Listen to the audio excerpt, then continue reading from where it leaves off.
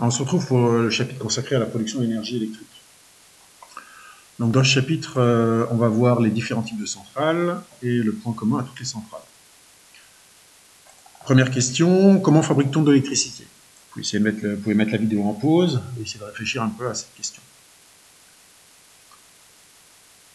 Donc pour produire de l'électricité, on va utiliser deux types d'énergie, deux grandes familles d'énergie. On a ce qu'on appelle les énergies non renouvelables. En fait, ce terme n'est pas complètement juste puisque non renouvelable, ça veut juste dire qu'elle se renouvelle très lentement.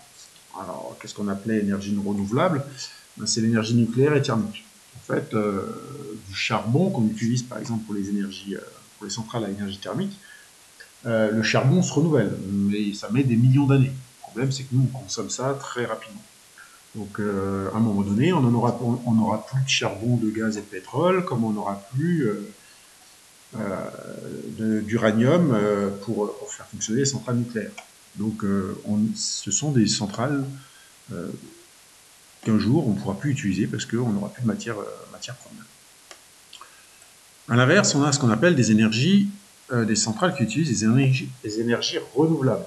Donc énergie renouvelable, c'est des énergies qui vont se renouveler très rapidement. Donc normalement, on devrait en avoir encore pour un petit moment. Exemple, les centrales hydrauliques, sur Terre, il y a quand même pas mal d'eau, donc on aura encore de l'eau pendant un petit moment.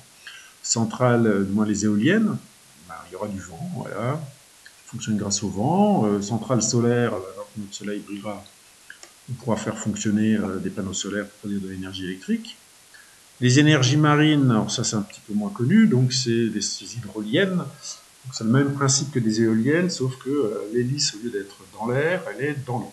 Du coup, on va utiliser les courants marins, les marées, pour faire tourner des hélices. Ça ne ressemble pas à ça, je l'ai sur une photo après. Et une fois que cette hélice va tourner, on va pouvoir produire de l'énergie électrique. La biomasse, c'est les centrales qui vont utiliser nos déchets, alors soit nos déchets ménagers, soit déchets de centrales, de scieries. Et du coup, on va brûler des déchets pour fabriquer de l'énergie électrique. Le dernier type de centrale, c'est la centrale géothermique.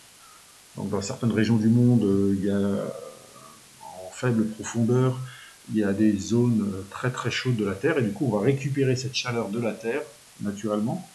On la récupère pour faire transformer de l'eau sous forme de vapeur et produire de l'énergie électrique. Justement, pour produire de l'énergie électrique, je vous propose, pour savoir comment ça fonctionne, je vous propose une activité de votre livre numérique. Donc c'est pages 360 et 361. Il y a 4 questions, elles se trouvent ici. Je vous conseille d'essayer d'y répondre et je vous donne la correction dans la vidéo suivante. Voilà.